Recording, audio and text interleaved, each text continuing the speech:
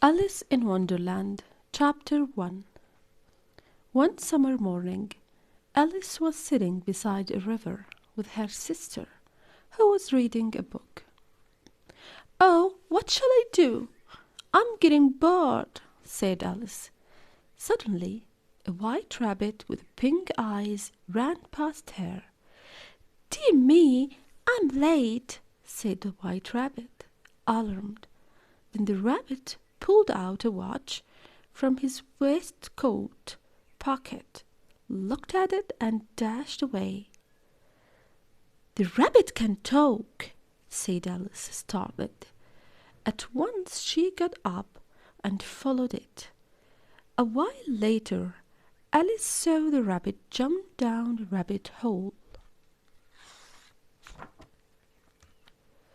Without wasting a moment, Alice popped inside the rabbit hole too. The rabbit hole went on like a tunnel for some time, until it dipped down suddenly. Alice found herself falling down into a deep well. To her surprise, the walls of the well were covered with cupboards and shelves. As Alice continued to fall, she thought, "I think I have reached the center of the earth." Fortunately, after a long fall, Alice touched the ground unhurt. She saw the white rabbit running along the passage and started following him.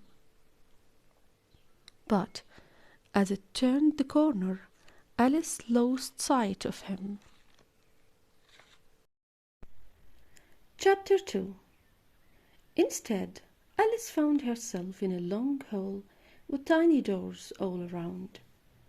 All the doors were locked. "Where am I?" said Alice.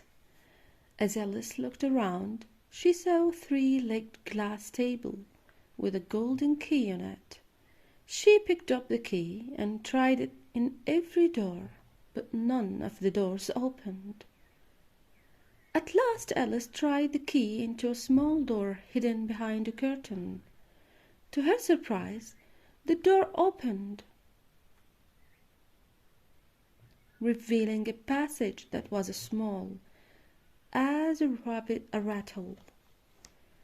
Through it Alice saw a beautiful garden which had flowers and cool fountains. "I wish I could enter this garden," thought Alice.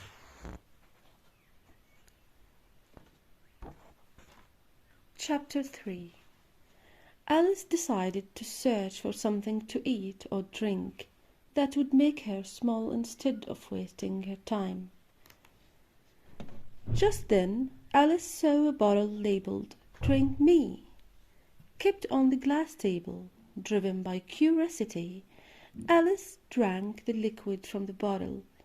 At once she started shrinking. Alice was barely 10 inches high when she stopped shrinking. "Now I can go into the garden. But I have left the key on the table," regretted the poor girl. Alice tried to climb up the glass table, but slipped down every time. Just then she saw a box under the table. Inside the box lay a piece of cake labeled "Eat Me." Alice decided to eat the cake. No sooner had she eaten it, she started growing tall. "Oh, I'm shooting up like a telescope," said she. Soon Alice was 9 feet high. "Now I won't be able to enter the garden ever," Alice sobbed. In no time her tears made a pool. As Alice continued to sob, the white rabbit came trotting along, carrying a pair of white gloves and a fan. When Alice tried to talk to him, he was so frightened, seeing her huge size, that he dropped his gloves and fan and scampered away. Alice picked up the fan and started fanning herself. To her surprise, she began shrinking again. Alice realized that she was shrinking because of the fan, and she dropped it quickly. But that time she was only 2 feet high.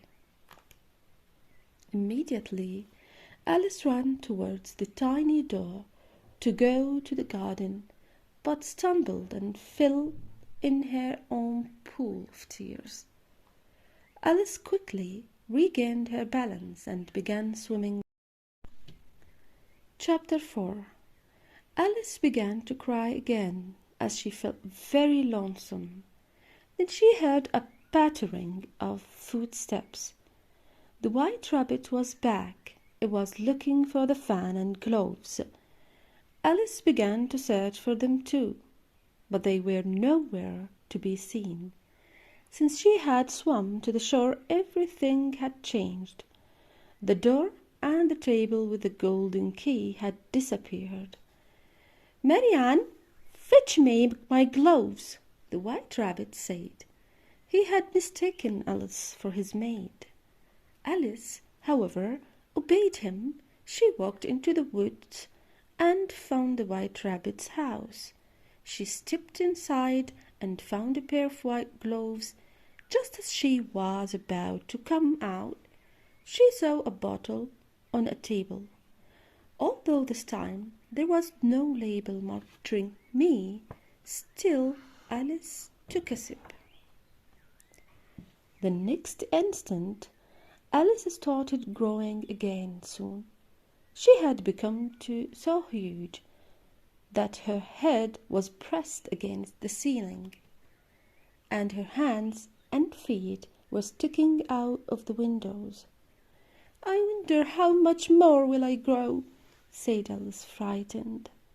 Just then the white rabbit returned, shouting for Marianne to bring him his gloves.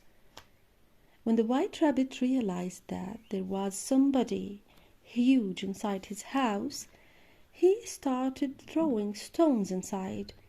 Surprisingly, when Alice caught these stones, they turned into cakes.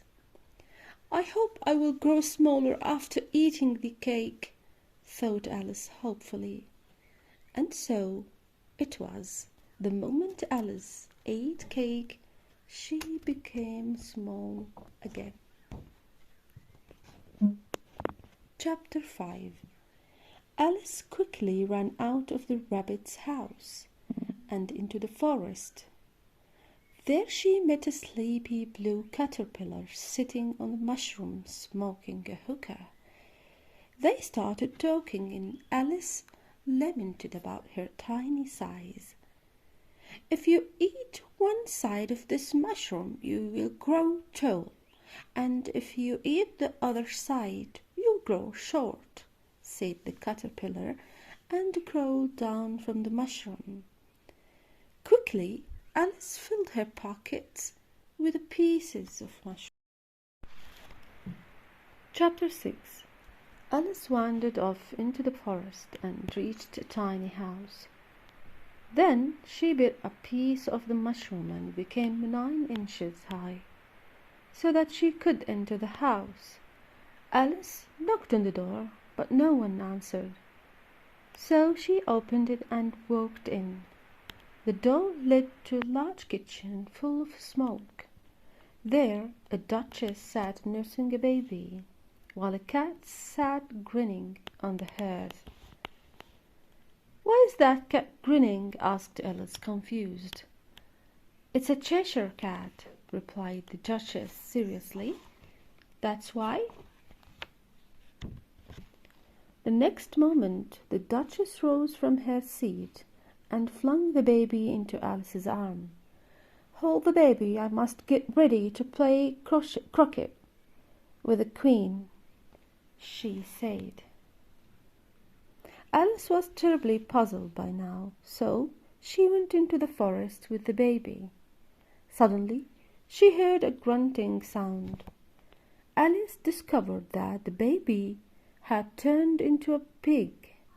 She at once put the pig down and it ran into the forest. Alice walked on until she reached tree with a small door. When she entered through the door, she once again found herself in the hall with many doors. Alice now picked up the golden key from glass table, ate a piece of mushroom, and drank herself. Then she walked up to the tiny door, opened it, and finally stepped into the beautiful garden.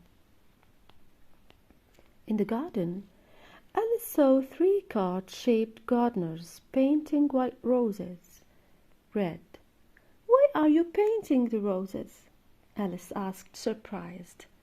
"The Queen had ordered us to plant a red rose tree. We have planted a white one by mistake. We are painting them red to escape her fury," replied one card-shaped gardener. At that moment the Queen of Hearts arrived, with the King of Hearts and their attendant. Chapter 7. The Queen of Hearts liked Alice, and invited her to a game of croquet. Alice was surprised to see that, instead of mallets and bowls, live flamingos and hedgehogs were used to play croquet. After a while, the Queen sent Alice to meet the Mock Turtle, accompanied by a griffin. The Mock Turtle, who was perennially sorrowful, narrated his sad story to Alice, as large tears trickled down his eyes. Suddenly, they heard a cry in the distance. "The trial's beginning." At once the Griffin and Alice ran to the trial. Then Alice reached the courtroom. It was heavily crowded. The King and Queen of Hearts were seated on their throne. The trial was about the Queen's stolen tarts. "Minister, read the accusation," ordered the King. Then Alice began to grow large again. The King asked Alice, as she was the next witness, "What do you know about the business?" "Nothing at all," said Alice. At this the Queen shouted, "Sentence first, verdict later. Off with her head." "Nonsense," said Alice loudly. "You're just a pack of cards." At this the whole pack rose up into the air and came flying down upon her.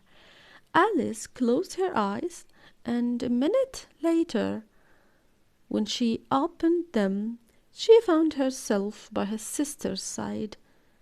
The happenings in Wonderland had all been but a dream.